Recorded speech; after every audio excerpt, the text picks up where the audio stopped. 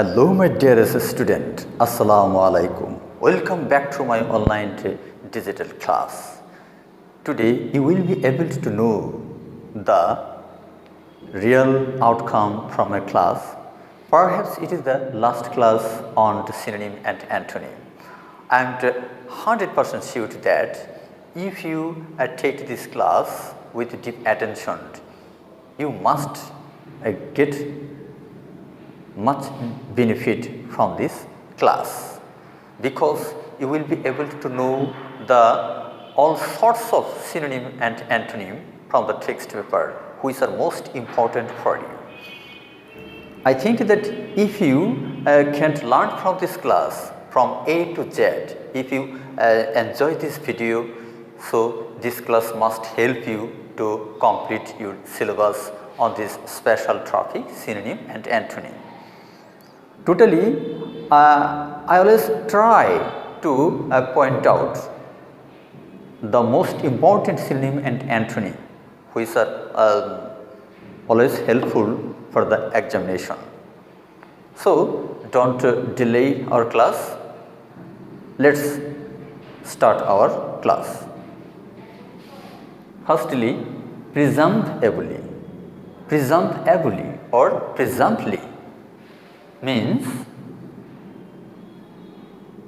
perhaps, অর্থাৎ প্রিজাম্পটিভলি কথাটার অর্থ হচ্ছে তোমার সম্ভবত। তাহলে এই সম্ভবত কথাটার বিপরীত শব্দ তোমাকে ব্যবহার করতে হবে। যে সম্ভবত বিপরীত শব্দটা হচ্ছে তোমার এখানে সেটি হচ্ছে তুমি কি ব্যবহার করবে, সেটি ডিসকোয়ালিফাই।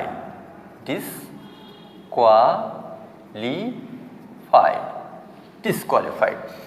তারপর 2 নম্বরটি দেখো, লেটেস্ট কথার অর্থ আমরা জানি বিলম্বিত, দেরিতে, সর্বশেষ সংস্করণ। তাহলে এই যে সর্বশেষ কথাটার এখানে সিনোনিম ব্যবহার করতে বলা হয়েছে, তাহলে লেটেস্ট কথাটার সিনোনিম তুমি ব্যবহার করতে পারো ব্যাকওয়ার্ড। Backward or delayed.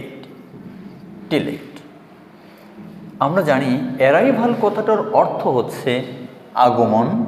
আগমনের বিপরীত শব্দটা তোমাকে লিখতে হবে। আগমনের বিপরীত হচ্ছে তোমার প্রস্থান, তার মানে ডিপারচার।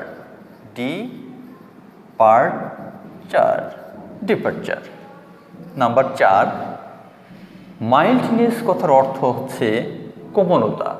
তাহলে মধুরতা, কোমলতার এটা প্রতিশব্দ তোমাকে ব্যবহার করতে হবে। তাহলে মাইল্ডনেসের প্রতিশব্দ আমরা দিতে পারি সফটনেস। অথবা দিতে পারো টেন্ডারনেস।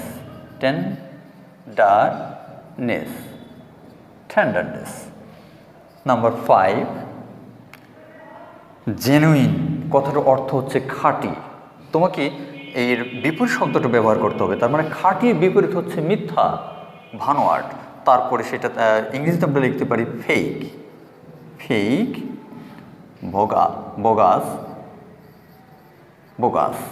বোগাস মানেও তোমার মিথ্যে, ফেক মানেও মিথ্যে বা মিথ্যা।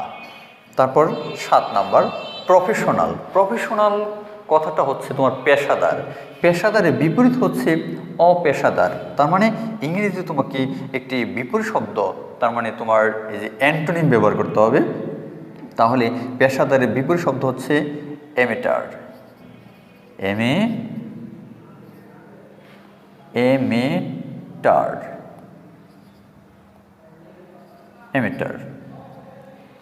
অথবা তুমি ব্যবহার করতে পারো ডেপস্টার,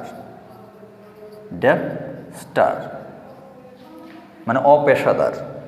তারপর 8 নম্বরে তোমার রয়েছে অ্যাসপাইরেশন কথাটার অর্থ কি? অ্যাসপাইরেশন কথাটার অর্থ হচ্ছে তোমার শ্বাসাঘাত। অ্যাসপাইরেশন মানে শ্বাস গ্রহণ।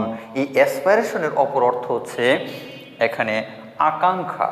তাহলে আকাঙ্ক্ষা শব্দটার এখানে সিনোনিম আমরা জানি যে অ্যাম্বিশন। সুতরাং অ্যাম্বিশন ব্যবহার করতে পারো, অ্যাম্বিশন। তারপর এখানে ভেনোমাস কথার অর্থ কি? ভেনোমাস কথাটার অর্থ হচ্ছে তোমার বিষাক্ত, বিদ্বেষপূর্ণ, ক্ষতিকর। তাহলে এটার বিপরীত শব্দ আমাকে ব্যবহার করতে হবে। তাহলে বিপরীত শব্দটি কী হবে? হার্মলেস, যা ক্ষতিকর নয়, তাহলে আমরা ব্যবহার করতে পারি হার্মলেস, হার্মলেস অথবা লাভিং, লাভিং। তাহলে ভেনোমাস কথার অর্থ হচ্ছে বিদ্বেষপূর্ণ, হিংসাত্মক, তারপর ক্ষতিকর।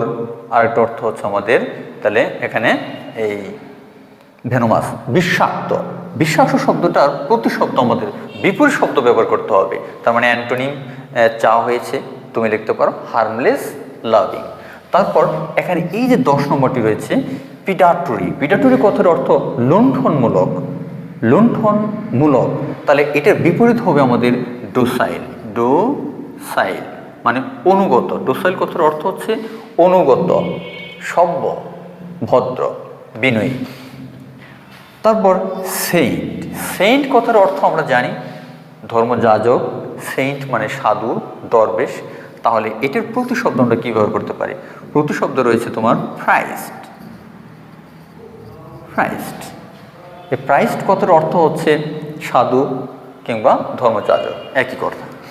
তারপরে একুয়াটিক কথার অর্থ কী? একুয়াটিক কথার অর্থটা হচ্ছে জলজ, অর্থাৎ পানিতে যা কিছু বসবাস করে সেটা হচ্ছে জলজ। জলজ প্রাণী হতে পারে, জলজ উদ্ভিদ হতে পারে ইত্যাদি। সুতরাং এখানে আমাদের লিখতে হবে একুয়াটিক শব্দটার, জলজ শব্দটার প্রতিশব্দ কী? সেটি হচ্ছে ওয়াটারি, ওয়াটার থেকে ওয়াটারি, অ্যাডজেক্টিভ, অ্যাডজেক্টিভ। তারপর সর্বশেষ এখানে শেষ দিকে রয়েছে অ্যামিটি। অ্যামিটি কথার অর্থ কী?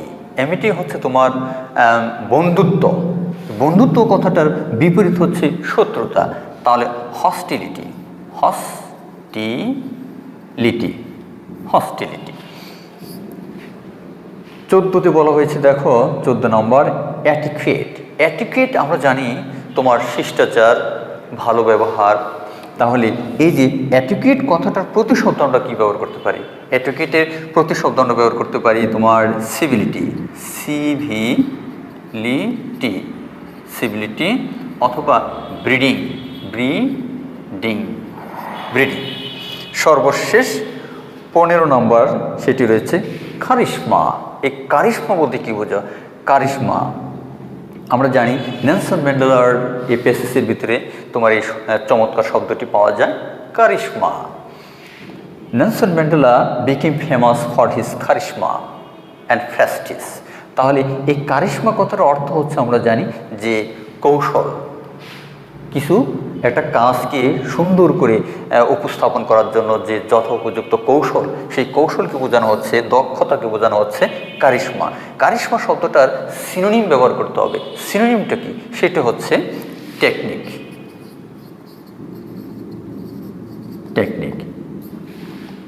তাহলে আজকের এই ক্লাস থেকে আশা করি তোমরা এই 2019 সালে টেস্ট পরীক্ষায় বিভিন্ন নামকরা কলেজে যে তোমার টেস্ট পরীক্ষা হয়েছিল, সেসব পরীক্ষাতে এই তোমার অসাধারণ তোমার সিনোনিম অ্যান্ড অ্যান্টোনিমগুলো তোমার পরীক্ষায় এসেছিল।